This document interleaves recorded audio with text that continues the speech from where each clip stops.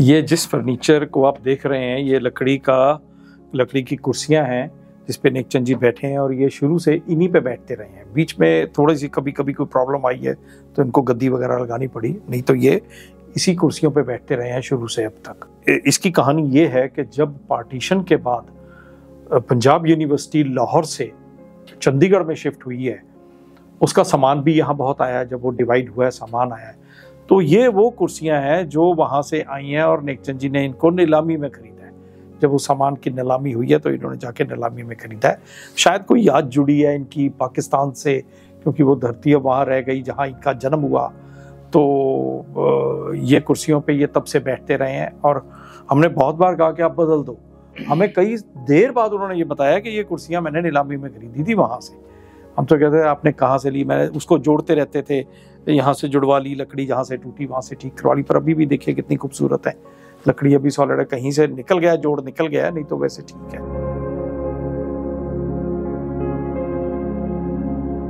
जी मैं अपनी तरफ से तो एक लैंडस्केपिंग का बिजनेस शुरू किया था, चलता है, कर रहा हूँ, जहाँ छोटा मोटा काम आ जाता है मैं कर लेता हूँ, पर ज़्यादा मेरा ध्यान इसी तरफ है। अब रॉक गार्डन जो नेकचंद जी छोड़ के गए हैं, एक तो सबसे पहला मेरा फर्ज बनता है कि रॉक गार्डन जिस तरह से वो छोड़ के गए उसको उसी तरह से संभाला जाए, उनके आर्ट को खराब ना किया जाए और जो उनके सपने अधूरे रह गए हैं उनको पूरा किया जाए। ये मुझे साथ लेके बचपन में घुमाया करते थे कि यहाँ मुझे ये करना है, यहाँ ये करना है, वो आज तक किसी को पता ही नहीं। सबसे बड़ी प्रॉब्लम ये आती है कि लोग रॉक गार्डन को एक फन रिपब्लिक समझते हैं, entertainment place. It's not entertainment place. वही जो लोग समझते हैं वो लोग कौन है? पब्लिक। और जो अफसर बनते हैं वो कहां से आते हैं? पब्लिक। तो जो आउटलुक एटीट्यूड लोगों का है वही सारे ऑफिसर्स का होता है कि अरे तो एक साधन बना हुआ है पैसा कमाने का और एंटरटेनमेंट का। आपको शायद बिलीव नहीं करेंगे, after Taj Mahal maximum visitors per day India के अंदर रॉक गार्डन में है। Second footfalling rock garden. और ये स्मिथसोनियन मैगजीन अमेरिकन मैगजीन है, उसकी ये सर्वे है। तो 5000 visitors at least average come every day और टिकट है 30 रुपीज की। बहुत बड़ी इनकम है रॉक गार्डन से, वेरी बिग इनकम। चंडीगढ़ में शायद एक रॉक गार्डन ही ऐसा पब्लिक प्लेस है लोगों का एंटरटेनमेंट का कि जहां से बहुत चंडीगढ़ में से पैसा कमाता है। लेकिन अदरवाइज तो आप जितनी जगह रोज गार्डन ले लें, लेजर वैली ले लें या कहीं भी ले लें, वहां तो ये स्पेंडिंग मनी आपको मेंटेन करने पड़ते हैं। रॉक गार्डन तो अपना पैसा इतना कमाता है कि अपने आप मेंटेनेंस चलती है इसकी। सो व्हाट हैपेंस इज, जो इसको चलाने वाले लोग हैं साथ में एडमिनिस्ट्रेशन के, वो लोग आर्टिस्ट नहीं है, आइदर ब्यूरोक्रेट्स हैं या टेक्नोक्रेट्स हैं या वो गवर्नमेंट का पैराफर्नेलिया वो लोग हैं। वो आर्ट को नहीं अंडरस्टैंड करते आर्ट क्या होती है। आपने शायद रॉक गार्डन देखा होगा, कई जगह देखा होगा, पेंट किया हुआ है, toilet this way that way. Rock garden में कहीं पेंट नहीं हुआ करता था, रूल था नेकचंद जी का, पेंट नहीं होगा। Why paint? आप उससे बनाइए, टाइल से बनाइए, स्टोन से बनाइए, टॉयलेट लिखिए। अनुज ने शुरू किया है, उन्होंने डॉल म्यूजियम अनुज ने लैंडस्केपिंग क्यों बनाया, इसके अंदर उसको पेंट को उतरवा के लगवाया वहां पे। लेकिन ये समझाना बड़ा मुश्किल काम है। जो पब्लिक भी आती है उनके लिए तो एक अपने लिपस्टिक ली, आई लव यू लिख दिया, किसी ने वो पेंसिल से निशान लगा दिए, वो आप विश्वास करेंगे? ये इस कंट्री के लिए हमारे लिए कितना इंसल्टिंग ह्यूमिलेटिंग है कि यूरोप से लोग आ रहे हैं उसको साफ करने केमिकल्स ला रहे हैं वहां से और महीना महीना यहाँ रह के उसे साफ करते हैं। बहुत काम हमारे को फॉर्मूला देखे गए केमिकल्स का किससे साफ करना है, वो आके क्लीन कर रहे हैं और हमारी पब्लिक उसको खराब कर रही है क्योंकि हम लोगों की वो एजुकेशन नहीं है, आर्ट की अप्रिसिएशन नहीं है। हमारे लिए तो टाइम स्पेंड करने का है बनने एक जगह है कि वे अपनी फैमिली को लेके, रिलेटिव्स को लेके लोग चंडीगढ़ में रॉक गार्डन देख के आते हैं। तो उनके लिए पेंट करना या निशान लगाना ये बहुत छोटी सी बात है, उनके लिए आर्ट वर्क नहीं है ये, उनके लिए तो खेलने का एक जगह बनी हुई है। तो same attitude is with the government. पहले यहाँ पे शादियां होती थी, मैरिजेस होती थी थर्ड फेज में, बड़ी मुश्किल से बंद कराई गई है क्योंकि एडमिनिस्ट्रेशन पैसे मिलते थे, 2-3 लाख रुपया पर मैरिज ले रहे थे हम, ठीक है ना। तो ये बड़ा प्राइम प्लेस था कि देखो यार रॉक गार्डन में शादी की गई है, बड़ी मुश्किल से बंद कराया गया क्योंकि वो 4 दिन पहले रॉक गार्डन तैयारी शुरू करते थे लोग, शादी वाले आके, फिर वो खड्डे खोद के खंबे लगाते थे। फिर जो विजिटर्स आए हुए हैं वो थर्ड फेज देखने नहीं जा सकते, तो वहां तो अपने अपने टेंट लगा दिए, तो उसको बड़ी मुश्किल से बंद कराया गया। तो ये एक सोर्स ऑफ इनकम नहीं है रॉक गार्डन, ये एक आर्ट वर्क है और इसको मेंटेन करना चाहिए। उसको मेंटेन करने में he is playing the role, very big role. And he daily, देखो ही, इसको कोई चंडीगढ़ एडमिनिस्ट्रेशन ने ऐसी कोई अपॉइंटमेंट नहीं दे रखी कि ही इज रॉक गार्डन का डायरेक्टर है या ऑफिसर है, कोई सैलरी नहीं मिलती है, not stipend, nothing, not a single pen is given. पर ये डेली इन द मॉर्निंग आ जाते हैं, अपना पेट्रोल खर्चते हैं, सारा दिन स्पेंड करते हैं रॉक गार्डन मेंटेन कराने में। For what? For his love for the creation of his father. अभी कुछ दिन पहले मैं अपने घर से चला तो मेरे पड़ोस में मेरा एक दोस्त है, बचपन का दोस्त है मेरा। हम लोग, मैंने गाड़ी रोकी, उससे मिले, वो बाहर खड़ा था अपने घर के, हाथ मिलाया, कहाँ जा रहा है उसने पूछा। मैंने कहा यार रॉक गार्डन जा रहा हूँ। कहता रॉक गार्डन तेरे को, पंजाबी में बोला वो, तेनू कुछ देते हैं, तेरे को कुछ देते हैं वो? मैंने कहा नहीं। कहता फिर तू क्यों जाता है, क्या सिर्फ नाम और फेम के लिए?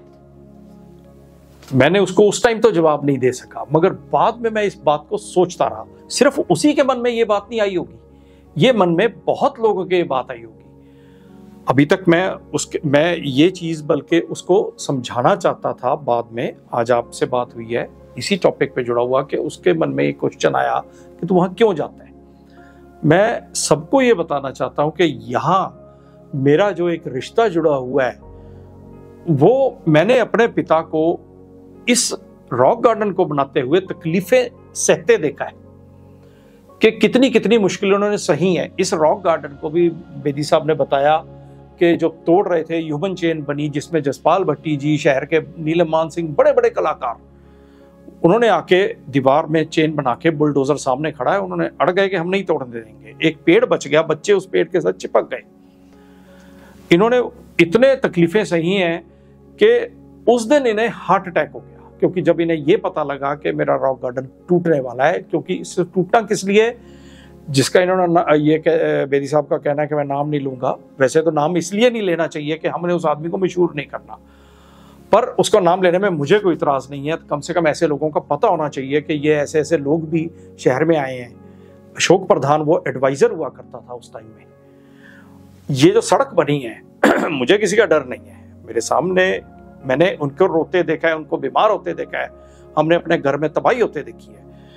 ये जो सामने रॉक गार्डन के सामने सड़क बनी है हाई कोर्ट की, ये कागजों में नहीं थी ये सड़क तोड़ के रातों रात नक्शे बने हैं। जो उस जमाने में मुझे पता लगा था 87 में, ये रॉक गार्डन का 3rd फेज तोड़ के इसके बीच से एक सड़क लेके जानी थी, जो पीछे गांव, जहाँ पे एक सोसाइटी बनी है जो आज इलीगल है, जिसपे आज रजिस्ट्री नहीं होती है, कुछ नहीं होता, आज भी वो लीगल है। वो सोसाइटी पंजाब गवर्नमेंट ने बनाई चंडीगढ़ एडमिनिस्ट्रेशन के साथ मिलकर, उस टाइम वही एडवाइजर हुआ करता था। सो क्या कहानी है, मैं तुम्हें लंबी चौड़ी बात में नहीं जाऊंगा, पर वहां तक सड़क जानी थी। उस गांव के लिए सड़क ऑलरेडी एक शुरू से बनी हुई है जो पीछे से जाती है। जब पब्लिक इकट्ठी हुई तो ये सड़क उन्हें तोड़ के हाई कोर्ट की तरफ ले जानी पड़ी, तब ये रॉक गार्डन बचा।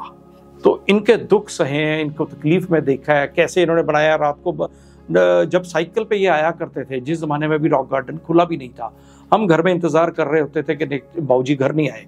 मैं बचपन में बाबूजी कहता था कि बाबूजी घर नहीं आए, अभी तक नहीं आए। हमने रात को सोना नहीं, क्योंकि अंधेरा हुआ करता था, बारिश पड़ रही है। ये साइकिल पे आते थे, अपना अंदर रुके, और मैंने जब हम रात को सो जाते थे, ये यहाँ आके कच्ची दीवार, आज भी काफ़ी एरिया कच्चा है जो इनके हाथों से बना हुआ है। उस टाइम में गारा सीमेंट तो इतना नहीं हुआ करता था जितना होता था, वो भी मैं आपको बताऊंगा कि कैसे सीमेंट इकट्ठा किया करते थे। इन्होंने उस मिट्टी से दीवार बनाते थे। अब बारिश पड़ गई तो वो दीवार गीली होती थी, गिर जाती थी। फोन नहीं होते थे, कुछ नहीं होता था, तो इनको खबर अगले दिन एक चौकीदार यहाँ से आके देता था कि बाबूजी जो दीवार आपने रात को बना के गए वो गिर गई। उसी वक्त ये वापस आते थे, मगर जब तक वो खबर नहीं आती थी, मगर इन्हें पता होता था मैं बना के आया हूँ, वो गिर जाएगी। सारी रात सोते नहीं थे हम लोग, अपने अपने बेड पे सोए हुए हैं, मंचों पे, वहीं बरामदे में। ये सारी रात वहीं चक्कर लगाते रहते थे, क्योंकि मन में टेंशन होती थी इन्हें। वो तकलीफ थी ना, इन्होंने सही है वो तकलीफों को। उसके बाद ये सुबह आते थे, अपने कपड़े इन्होंने ऊपर पेंट करनी, जो भी है, गारे में खुद लग जाना और उसको दोबारा बनाना, फिर बना के जाना। जैसे हमने बचपन में कहानी सुनी है, मैं तो उसी कहानी से रिलेट करता हूँ कि मकड़ी चढ़ती है फिर गिर जाती है, ऐसी एक कहानी है। सो इन्होंने बार बार उस चीज़ को बनाया किया है। सो ऐसी ऐसी तकलीफें सही हैं। तो मैं आज उस तकलीफ को, इनके उस जो इनकी सपना था उसको बचाने के लिए यहाँ हूँ। मुझे कुछ दे रहे हैं नहीं दे रहे हैं, मुझे नहीं कुछ भी लेना देना। मैं आऊँगा, हमेशा आता रहूँगा और रॉक गार्डन के इनके कला को खराब नहीं होने दूंगा। सिर्फ इतना मेरा।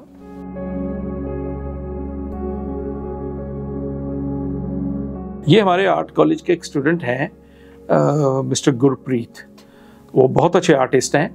अब वो बहुत अच्छी अच्छी स्टैचूज वगैरह बनाते हैं। मिस्टर गुरप्रीत धूरी, यहाँ उनके वर्कशॉप भी है। तो उनसे हमने फिर रिक्वेस्ट की तो उन्होंने फिर ये स्टैचू बना के दिया। ये सिलिकॉन का स्टैचू है और उस टाइम में पहले मतलब शुरुआती दौर में सिलिकॉन के बहुत ज़्यादा नहीं बने थे, वैक्स के बनते थे।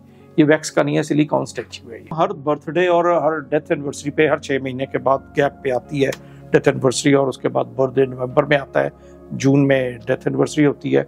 तो हम उस टाइम में इनके ये कपड़े, इन्हीं के कपड़े हैं जो हमने रखे हुए हैं। अब इनको यहाँ से ये जब चेंज करेंगे, ये ले जाके धोएंगे, ड्राई क्लीन करके वॉश करके इनको प्रेस करके रख देंगे।